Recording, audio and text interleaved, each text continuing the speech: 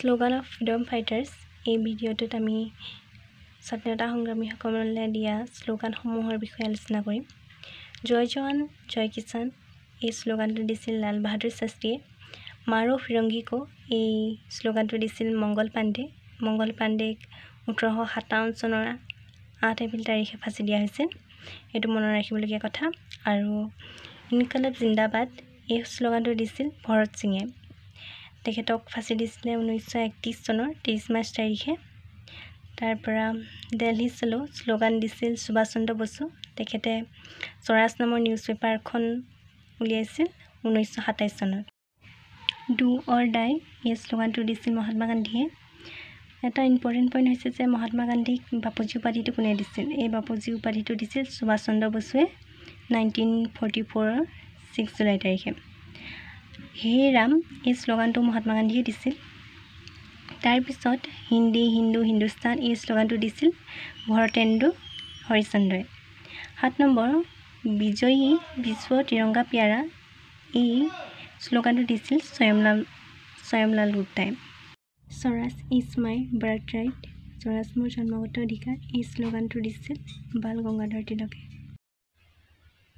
চাৰে জাহাজে আচ্ছা হিন্দুস্তান হামাৰা এই শ্লোগানটো দিছিল ইকবালে। Simon Commission go back Simon Commission উভতি যোৱা এই শ্লোগানটো দিছিল লালা লাজপত ৰায়। এই দুটা পইণ্ট ইম্পৰ্টেণ্ট পইণ্ট আপোনালোকে চাই ল'ব। 1928 চনত চাইমন কমিশ্যন ভাৰতবৰ্ষলৈ আহিছিল আৰু 1930 চনৰ 27 মে' তাৰিখে চাইমন কমিশ্যনে ৰিপৰ্ট প্ৰস্তুত কৰিছিল। হু লিভছ ইণ্ডিয়া ডাইজ ভাৰতবৰ্ষ মৰিলে কোন জীয়াই থাকিব এই শ্লোগানটো দিছিল জৱাহৰলাল নেহৰুৱে। গো বেক টু বেদাস বেদলৈ উভতি যোৱা এই শ্লোগানটো দিছিল দয়ানন্দ সৰস্বতীয়ে। আই ৱৰ্ক এজ এ ৰিভলিউচনাৰী মই এজন বিপ্লৱীৰ দৰে কাম কৰোঁ এই শ্লোগানটো দিছে জৱাহৰলাল নেহৰুৱে। কৰ্ম ডু এই শ্লোগানটো দিছে চৰ্দাৰ পেটেলে। আৰাম হাৰাম হে এই শ্লোগানটো দিছে জৱাহৰলাল নেহৰুৱে।